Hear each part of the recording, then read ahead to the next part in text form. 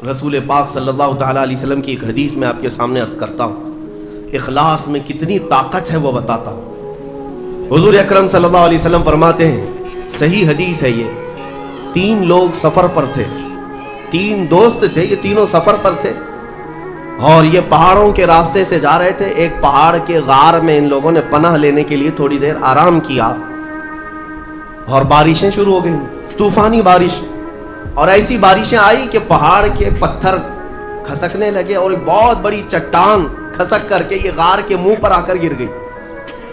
غار بند اور یہ اندر 3 بیٹھے ہوئے ہیں، ہاتھ کے ہلانے سے تو پتھر جانے والا نہیں، ایک بڑی چٹان گر کر کے بند ہو چکی، ان کی قبر وہیں بننے والی۔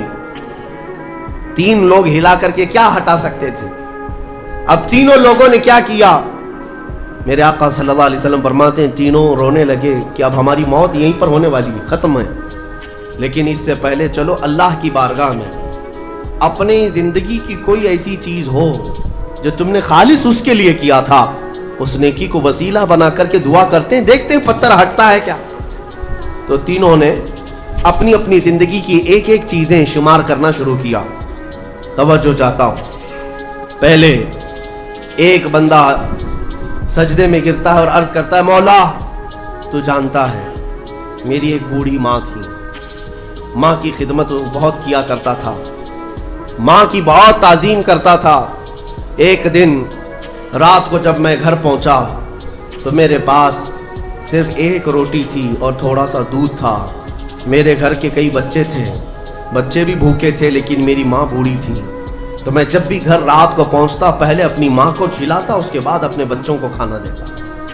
اس دن ایسا ہوا کہ میرے پاس صرف 1 روٹی اور تھوڑا سا دودھ تھا، ماں بھی بھوکی تھی اور بچے بھی۔ بچے آ کر لپٹ گئے، کہنے لگے کہ ہمارے لیے کھانا، بھوک کی شدت ہے۔ میں نے بچوں کو تھوڑی دیر کے لیے بٹھایا گھر کے باہر اور اس روٹی کو چور کر دودھ میں اپنی بوڑھی ماں کو کھلایا۔ میری بوڑھی ماں جو بھوکی تھی وہ پوری روٹی کھا گئی اور پورا شکم سیر ہو کر وہ دعا کرتے ہوئے سو گئی۔ اس رات کو میں بھی بھوکا رہا، میرے بچے بھی بھوکے رہے، ہمارے گھر میں اس کے علاوہ کوئی کھانا نہیں تھا۔ اے رب ذوالجلال، میں نے اپنی ماں کے ساتھ یہ جو حسن سلوک کیا خالص تجھے راضی کرنے کے لیے، خالص تجھے راضی کرنے کے لیے۔ مولا اگر یہ میری نیکی تجھے پسند ہے تو یہ چٹان کو ہٹا دے۔ وہ دعا کر رہا تھا، چٹان تھوڑی کھسک گئی، اپنے آپ کھسک گئی، لیکن اتنی نہیں کہ وہ نکل سکیں۔ دوسرا جو ساتھی تھا وہ سجدے میں گرا اور وہ دعا کرنے لگا۔ یہ پوری حدیث پاک موجود ہے جس کو میرے آقا نے بیان کیا۔